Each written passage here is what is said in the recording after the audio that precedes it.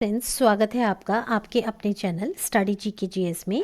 देखिए, जैसा कि आप जानते हैं आजकल आपका यूनिट 2 चल रहा है और मैं आपकी जानकारी के लिए बता दूं, आपका जो जनरल स्टडीज़ का यूपीएचईएससी जो आपकी असिस्टेंट प्रोफेसर की जो परीक्षा है उससे संबंधित जो आपका मटेरियल है उसमें मैं आपका यूनिट 1 कंप्लीट करा चुकी हूँ, यूनिट 4 कंप्लीट करा चुकी हूँ और साथ ही में मैं आपका यूनिट नंबर 5 भी कंप्लीट करा चुकी हूँ।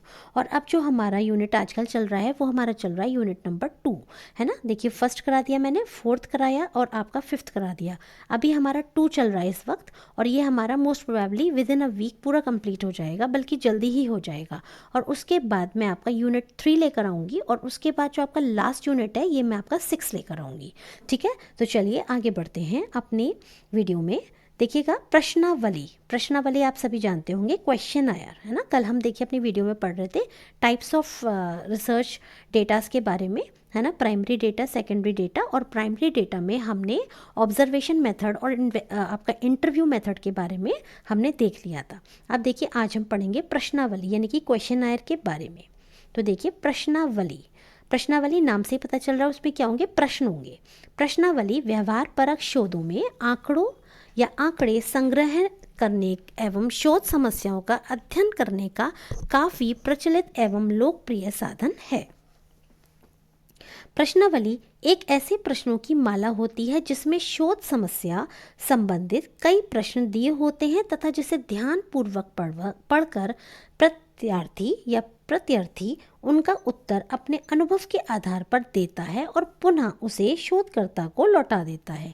देखिए, क्वेश्चनर में क्या होता है, क्वेश्चनर होता है जो आपके रिसर्च के ऑब्जेक्टिव्स जो हैं उसके संबंधित ही बनाया जाता है और उसमें कुछ प्रश्न हो सकते हैं, ये हो सकते हैं 20 हो सकते हैं, 30 हो सकते हैं, है ना। और उन प्रश्नों को जो है जिनसे आप उत्तर प्राप्त करना चाहते हैं उनको भेजा जाता है, चाहे डाक के द्वारा या ईमेल के द्वारा। और उसके बाद जो है वो उन प्रश्नों को देखकर उसमें उत्तर देते हैं, चाहे वो विकल्प के रूप में हो, ओपन एंडेड हो, कैसे भी हो, और उसके बाद वो उनको रिटर्न कर दिए जाते हैं, किसको, रिसर्चर को। ठीक है, तो ये आपके क्या है, क्वेश्चनर मेथड है। प्रश्नावली की विशेषताएं देख लीजिए। प्रश्नावली की विशेषताएं क्या क्या हैं। प्रश्नावली की निम्नलिखित विशेषताएं हैं। सबसे पहले है, प्रश्नावली में प्रश्नों की माला होती है, यानी बहुत सारे प्रश्न होते हैं। प्रश्नावली को एक फॉर्म के रूप में तैयार किया जाता है जिसमें प्रश्न, उसके उत्तर एवं उसके उत्तर के लिए जगह, प्रत्यार्थी का नाम, पता, योग्यता आदि लिखने के लिए भी स्थान होता है। इसकी यह विशेषता है कि प्रत्यार्थी स्वयं पढ़ता है तथा पुस्तिका में छपे प्रश्नों का उत्तर भी स्वयं देता है। यह उत्तर उसे अपने अनुभव के आधार पर देना होता है। इसे आत्म रिपोर्ट प्रविधि भी कहते हैं। कौन सी, आत्म रिपोर्ट प्रविधि भी कहते हैं किसे, क्वेश्चनर को। अगला देखिएगा, प्रश्नावली के उद्देश्य। तो देखिए इसके उद्देश्य क्या क्या हैं। प्रश्नावली के मुख्यतः 2 उद्देश्य हैं, सैद्धांतिक उद्देश्य और व्यवहारिक उद्देश्य। सैद्धांतिक उद्देश्यों में अनुसंधानकर्ता को सूचनाएं कम परिश्रम, धन तथा समय से प्राप्त होती हैं, है ना। जो सूचना एकत्रित करता है उसे वो कम परिश्रम से, कम धन से और कम ही समय से प्राप्त होती हैं। इस विधि में संपूर्ण क्षेत्र में संबंधित व्यक्तियों को डाक द्वारा प्रश्नावली भेजी जाती है जिसमें अनुसंधानकर्ता अधिक से अधिक व्यक्तियों का अध्ययन करने में सफल होता है। और देखिए, दूसरा क्या है आपका, व्यवहारिक उद्देश्य से। देखिए, एक मैंने आपका सैद्धांतिक उद्देश्य बताया और दूसरा बताया आपका व्यवहारिक उद्देश्य। अब हम व्यवहारिक उद्देश्य से भी देख लेते हैं। व्यवहारिक उद्देश्य से सूचनादाता सामान्यतः खाली और शांति के क्षणों में अकेले बैठकर प्रश्नावली भरता है, इसलिए वह बिना किसी लज्जा या संकोच के प्रश्नों के उत्तर दे देता है। इस तरह की प्रश्नावली के द्वारा सत्य सूचनाएं प्राप्त करने में सहायता मिलती है। पीवी यंग ने प्रश्नावली के 2 प्रकार बताए हैं, संरचनात्मक प्रश्नावली और असंरचनात्मक प्रश्नावली, यानी कि structured questionnaire and unstructured questionnaire. ठीक है, स्ट्रक्चर्ड और अनस्ट्रक्चर्ड। नेक्स्ट देखिएगा, स्ट्रक्चर्ड यानी कि संरचनात्मक प्रश्नावली में प्रश्नों का निर्माण साक्षात्कार के पूर्व ही कर लिया जाता है। देखिए, ठीक है ना। जैसे संरचनात्मक जो आपकी प्रश्नावली है, संरचना यानी कि इसमें प्रश्नों की संरचना कर ली गई है साक्षात्कार के पूर्व ही। इसमें प्रश्न स्पष्ट, सरल और निश्चित प्रकार के होते हैं जो बहुत सोच समझकर लिखे जाते हैं। इन प्रश्नों का उत्तर सामान्य व्यक्ति भी लिख सकता है। आगे देखिएगा असंरचनात्मक यानी कि अनस्ट्रक्चर्ड क्वेश्चनायर। इसमें पहले से प्रश्न लिखे जाएंगे? नहीं लिखे जाएंगे, ठीक है, बल्कि शोधकर्ता कुछ संकेत लिख देता है जिसके आधार पर वह स्वयं सूचनादाता से साक्षात्कार करता है। इसलिए यह विधि साक्षात्कार प्रदर्शिका की भांति ही है। वास्तव में यह प्रश्नावली का स्वरूप नहीं होता, फिर भी पीवी यंग इसे प्रश्नावली का रूप मान लेते हैं, या पीवी यंग ने इसे प्रश्नावली का रूप माना है। आगे देखिएगा लुंडबर्ग ने प्रश्नावली के 2 प्रकार बताए, ठीक है, तथ्य संबंधी प्रश्नावली तथा सहमति एवं दृष्टिकोण संबंधी प्रश्नावली। आगे देखिएगा, तथ्य संबंधी प्रश्नावली में तथ्यों की जानकारी प्राप्त करने के प्रश्न एवं सहमति तथा दृष्टिकोण संबंधी प्रश्नावली में सूचनादाता की सहमति, दृष्टिकोण और रुचि से संबंधित प्रश्न होते हैं। प्रश्नों की प्रकृति के आधार पर प्रश्नावली आपकी कई प्रकार की होती है। देखिए, प्रतिबंधित प्रश्नावली, अप्रतिबंधित प्रश्नावली, मिश्रित प्रश्नावली और चित्रमय प्रश्नावली। अब देखिए, प्रश्नावली के उपयोगी होने की अनिवार्यता क्या क्या है? उत्तरदाताओं का शिक्षित होना। अगर वो एजुकेटेड होंगे तभी तो वो उसको रीड कर पाएंगे, और जब रीड कर पाएंगे और उसको समझ पाएंगे अच्छे से, तभी तो वो उसमें रिस्पॉन्स दे पाएंगे। तो देखिए, उत्तरदाताओं का शिक्षित होना, उत्तर देने की इच्छा, है ना। अगर इच्छा नहीं है मन में उत्तर देने की तो फिर आप उल्टे सीधे जवाब दे देंगे, कोई फ़ायदा नहीं है। उत्तरदाताओं का विषय ज्ञान, है ना, वही बात जो मैंने कही, आप प्रश्न को कितने अच्छे से समझ पा रहे हैं और कितने अच्छे से उसको उत्तर देने में सक्षम हैं। नेक्स्ट देखिए, सहगामी पत्र। कौन सा? सहगामी पत्र। जब प्रश्नावली पूर्ण रूप से तैयार हो जाती है तो अनुसंधानकर्ता की ओर से एक व्यक्तिगत पत्र संलग्न किया जाता है ना। जब प्रश्नावली पूर्ण रूप से तैयार हो जाती है तो जो अनुसंधान करता है या जो रिसर्चर है उसकी ओर से एक व्यक्तिगत पत्र संलग्न किया जाता है। यह पत्र बहुत ही आकर्षक एवं प्रभावकारी होना चाहिए। इस पत्र में अनुसंधान का उद्देश्य, संगठन का नाम, संस्था के नाम का उल्लेख होना चाहिए। इस पत्र में अनुरोध पूर्वक नियत तिथि का उल्लेख होना चाहिए कि प्रश्नावली का उत्तर कब तक देना है। साथ ही सूचनादाता को यह भी आश्वस्त करना चाहिए कि उसके उत्तरों को सार्वजनिक नहीं किया जाएगा। अंत में सूचनादाता को उसके सहयोग के लिए धन्यवाद देना चाहिए। क्या देना चाहिए? धन्यवाद देना चाहिए। आगे देखिएगा, अनुगामी पत्र।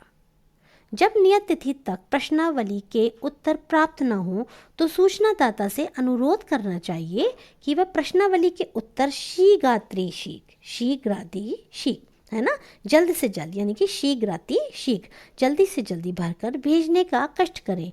ऐसा पत्र लगभग 15 दिन के पश्चात ही भेजना चाहिए। अब देखिए,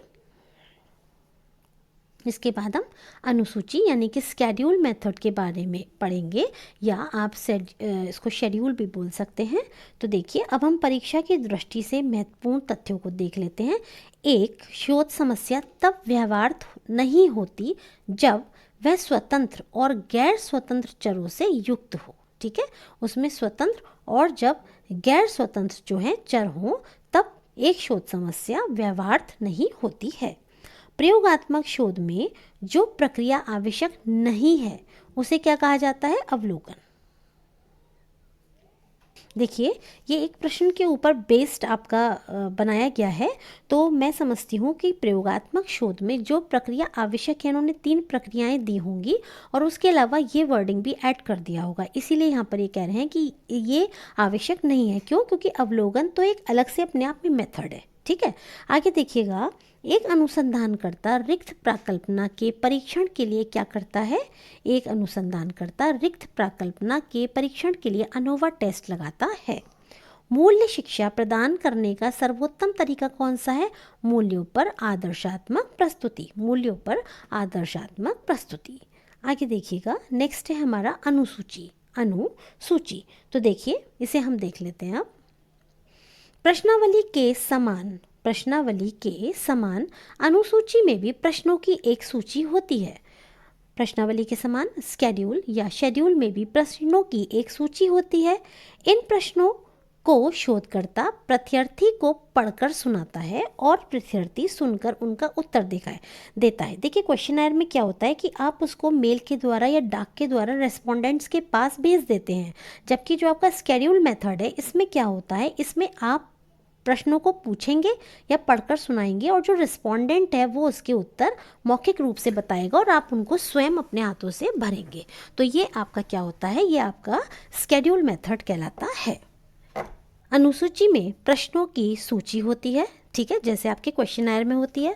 इसमें प्रश्नों को प्रत्यार्थी स्वयं नहीं पढ़ता है ना, मैंने आपको भी बताया था, रेस्पोंडेंट स्वयं नहीं पढ़ता है, बल्कि इन प्रश्नों को शोधकर्ता या साक्षात्कारकर्ता द्वारा स्वयं उन्हें पढ़कर सुनाया जाता है। अनुसूची के प्रयोग के लिए आमने सामने की परिस्थिति का होना अनिवार्य है ना, जैसे इंटरव्यू, एक तरह से इंटरव्यू टाइप्स, ताकि शोधकर्ता प्रत्यार्थी से सीधे प्रश्नों को पूछ सके। अब देखिए विशेषताएं क्या हैं। एक उत्तम अनुसूची की प्रमुख विशेषताओं के बारे में हम पढ़ेंगे, क्या क्या होती हैं। देखिए अब आप मुझसे पूछेंगे कि अनुसूची और क्वेश्चनर में क्या डिफरेंस, मतलब अगर हम बेसिकली देखें तो अनुसूची कब लाभदायक है, जब आपके जो रेस्पोंडेंट हैं वो जब वेल एजुकेटेड नहीं है, तब आपके लिए अनुसूची का प्रयोग करना अनिवार्य बन जाता है, ठीक है। देखिए एक उत्तम अनुसूची में सही और यथार्थ संचारण का गुण होना चाहिए। इसका भाव यह है कि अनुसूची में प्रश्नों का स्वरूप ऐसा होना चाहिए कि प्रत्यार्थी को वही सूचना मिले जो शोधकर्ता चाहता है। दूसरा है आपका, एक उत्तम अनुसूची की एक विशेषता ये भी है कि इसमें सही और वैज्ञानिक प्रश्नों को ही सम्मिलित करना चाहिए, सही और वैज्ञानिक प्रश्नों को ही सम्मिलित करना चाहिए। अब देखिए अनुसूची के प्रकार। अनुसूची आपकी कई प्रकार की होती हैं। अवलोकन अनुसूची, मूल्यांकन अनुसूची, संस्था सर्वेक्षण अनुसूची, साक्षात्कार अनुसूची और प्रलेख अनुसूची, ठीक है। अब देखिएगा ये आपके इन्होंने टाइप्स बता दिए और देखिए बेसिकली मैंने आपको बता दिया है कि अनुसूची कब फ़ायदेमंद है या कब लाभदायक है। जब आपके जो रेस्पोंडेंट्स हैं when they are not well educated and you need your answers, at that time you use schedule method so that you may get the desired answers, और I mean to say that you may get the answers. आगे देखिएगा case अध्ययन विधि। Case अध्ययन विधि एक ऐसी विधि है, ये कौन सी, केस अध्ययन विधि, जिसमें किसी सामाजिक इकाई सोशल यूनिट के जीवन की घटनाओं का अन्वेषण एवं विश्लेषण किया जाता है। सामाजिक इकाई के रूप में किसी एक व्यक्ति, एक परिवार, एक संस्था, एक समुदाय, नीति, संगठन आदि को लिया जा सकता है। पीवी यंग के शब्दों में केस अध्ययन एक ऐसी विधि है जिसके द्वारा सामाजिक इकाई की जीवनी का अन्वेषण तथा विश्लेषण किया जा सकता है। गुड एवं हेट के शब्दों में केस अध्ययन सामाजिक आंकड़ों को संगठित करने का एक तरीका है ताकि अध्ययन किए जाने वाले सामाजिक वस्तु के एकात्मक स्वरूप को बनाया रखा जा सके। अब देखिए मेन क्या है, केस अध्ययन की विशेषताएं देख लीजिए। केस अध्ययन की विशेषताएं क्या क्या हैं। केस अध्ययन एक सीमाबद्ध विधि होती है, ठीक है, एक सीमाबद्ध विधि होती है। इसमें केस की संपूर्णता, एकता, अखंडता को बचाकर रखने का स्पष्ट प्रयास किया जाता है। अगला देखिए, इसमें आंकड़ों के बहुत सारे स्रोतों को तथा बहुत सारे आंकड़े संग्रहित या संग्रहण विधियों का उपयोग किया जाता है।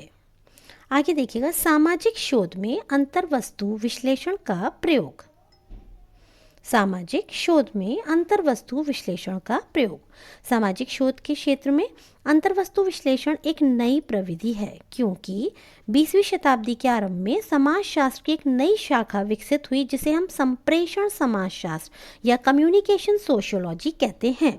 इसकी मुख्य प्रविधि अंतर्वस्तु है। क्या है इसकी प्रमुख जो आपकी कहना चाहिए प्रविधि है वो आपकी अंतर्वस्तु है। सामाजिक अनुसंधान में जो तथ्य हम एकत्रित करते हैं वह बहुत जटिल होते हैं क्योंकि उनका स्वरूप गुणात्मक होता है और इसीलिए अंतर्वस्तु विश्लेषण विधि का प्रयोग करके इनको हम अंकों में परिवर्तित कर देते हैं।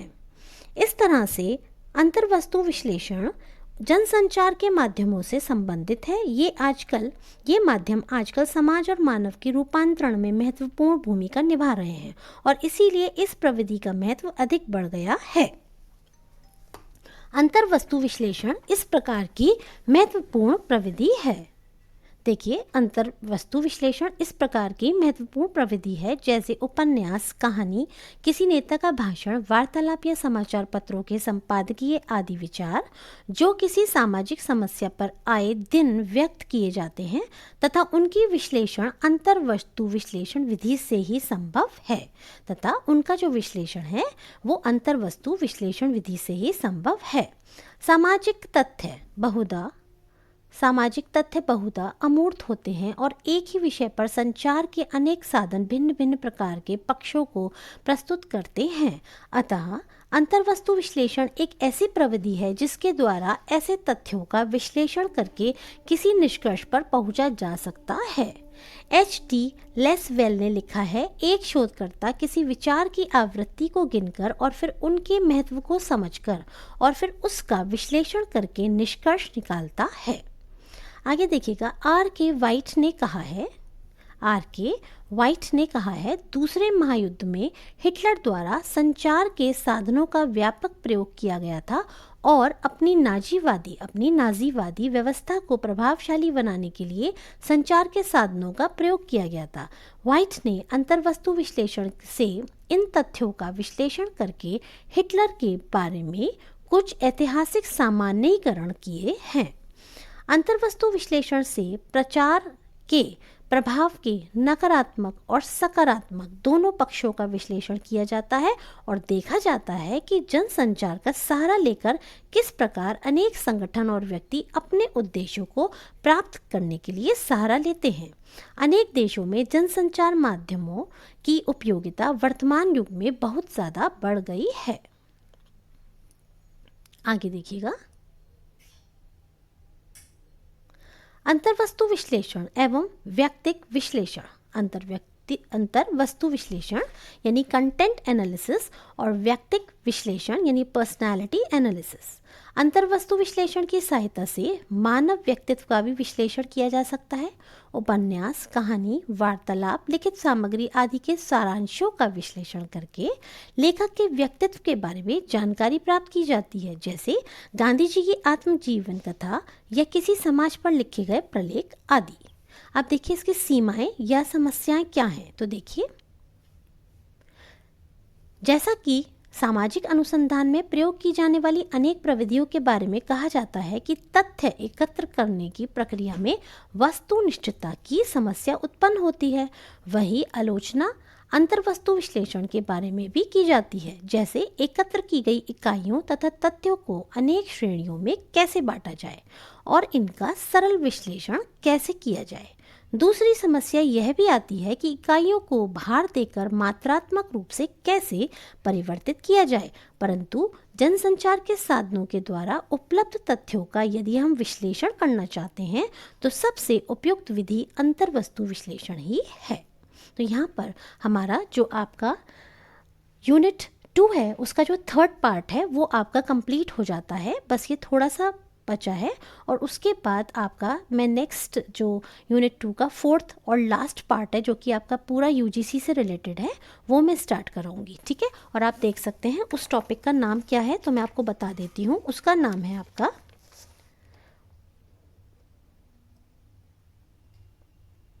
भारतीय उच्च शिक्षा के गुणात्मक विकास में यूजीसी की भूमिका। भारतीय उच्च शिक्षा के गुणात्मक विकास में यूजीसी की भूमिका, इससे संबंधित आगे मेरे अब वीडियोस आएंगे। चलिए,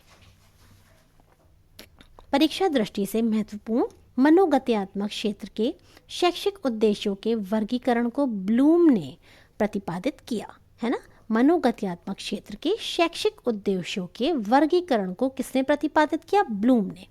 सहसंबंधात्मक, तुलनात्मक शोध तथा सर्वेक्षणात्मक शोध वर्णनात्मक शोध के प्रकार हैं। कौन कौन से? सहसंबंधात्मक, तुलनात्मक और सर्वेक्षणात्मक।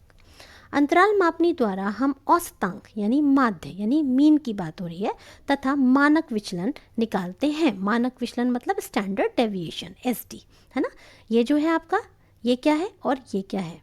ये आपका मानक विचलन है ना, और ये आपका माध्य है। आगे देखिएगा, टी.एस. कून